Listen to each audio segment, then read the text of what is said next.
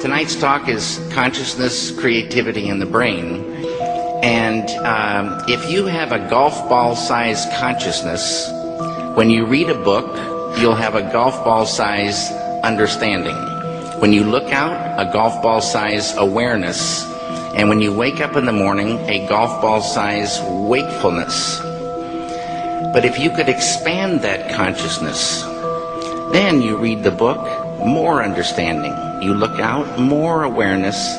And when you wake up, more wakefulness. It's consciousness.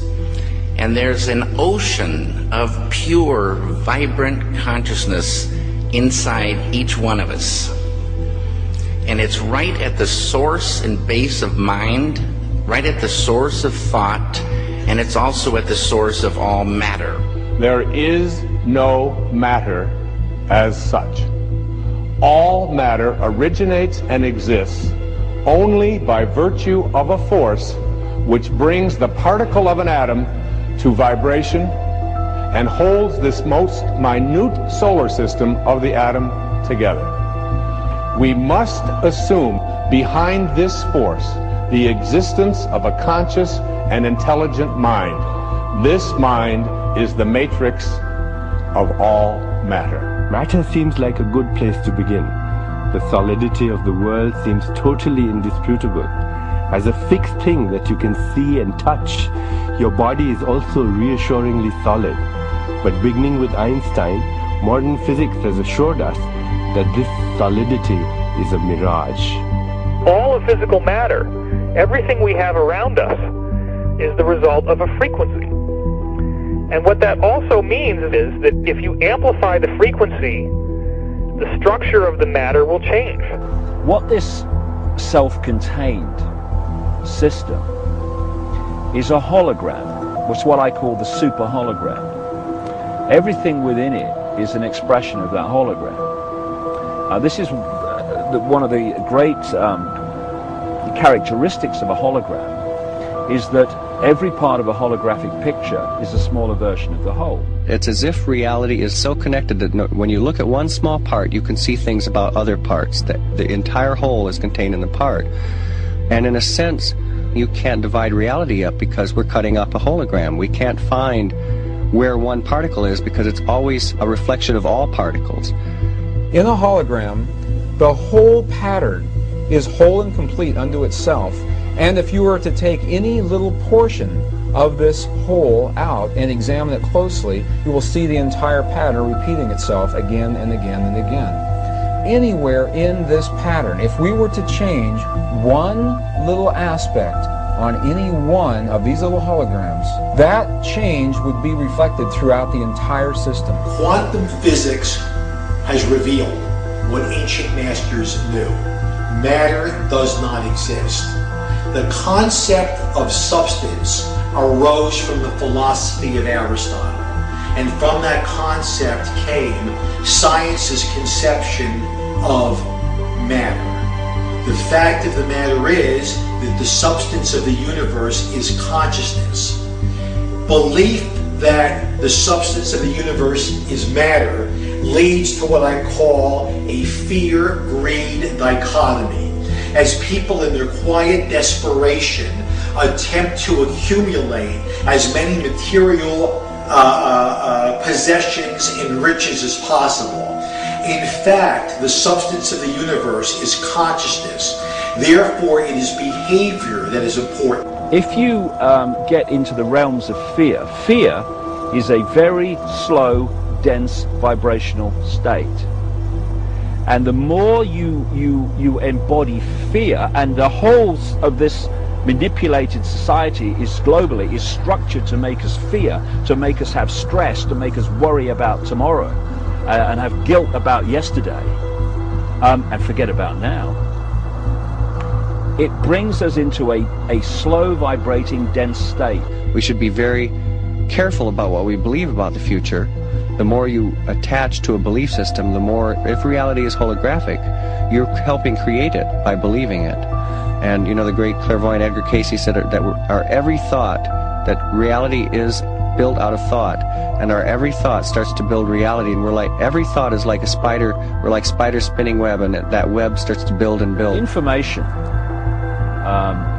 is the key, because this matrix, this illusory reality that we think is real, people say to me, what is the matrix? Answer, it's information.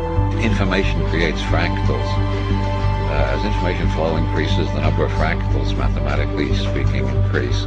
This was demonstrated by a mathematician named Theodore Gordon. Fractals are unpredictable functions, so things are becoming more and more unpredictable.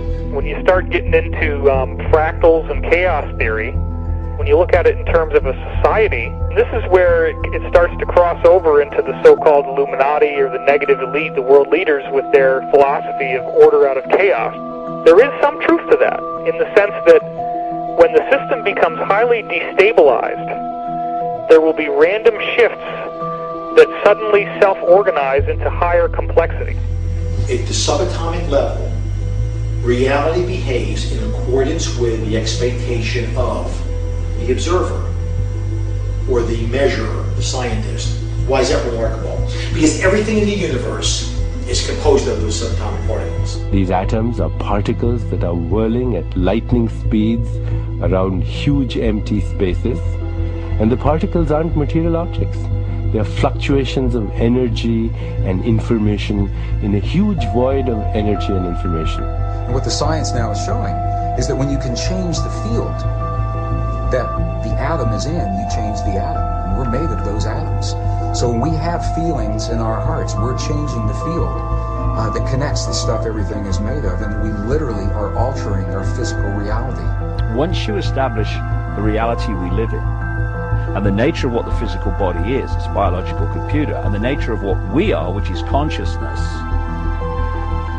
and then you start, as I have, looking at the way this world is structured and how it works and why they do this and why they do that, it suddenly brings into crystal clarity why the world is structured as it is. Because, you know, people look through their eyes and they think this is the world, but it isn't. It's a tiny, tiny frequency range within an infinite energy field of infinite frequency ranges. And basically it's like a holographic television channel. It is the act of consciousness that actually creates the building block that the universe is made of. I can't imagine a universe that exists without us, because it's the act of us observing the world around us that is creating, allowing us to create as we go in a participatory universe. We may never find the edge of our universe as we're looking to define what this universe looks like. We may never find the smallest particle in the quantum world to see what this stuff is that we're made out of. And the reason is because everywhere we look, everywhere that consciousness explores with the expectation that something will be there, that exploration, that act of looking, observation, is the act that creates something for us to see. That we are actually building this universe as we go. Consciousness is the programming language of the universe. We are consciousness conductors. That's what we do. That's who we are. Consciousness comes through us. It emanates from us. We are the creators. We are the ones who are targeted on this planet because we are the ones who transmit the reality just like everybody else does.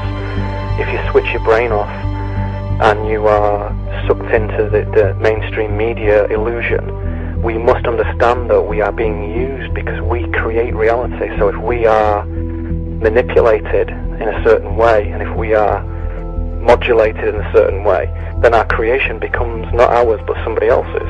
And what happens if we all do it? Everyone in this room decides to take control of reality. I'm talking about reality. I'm talking about quantum physics. I'm talking about taking control of things from the quantum level up, from the molecular level up, and it works.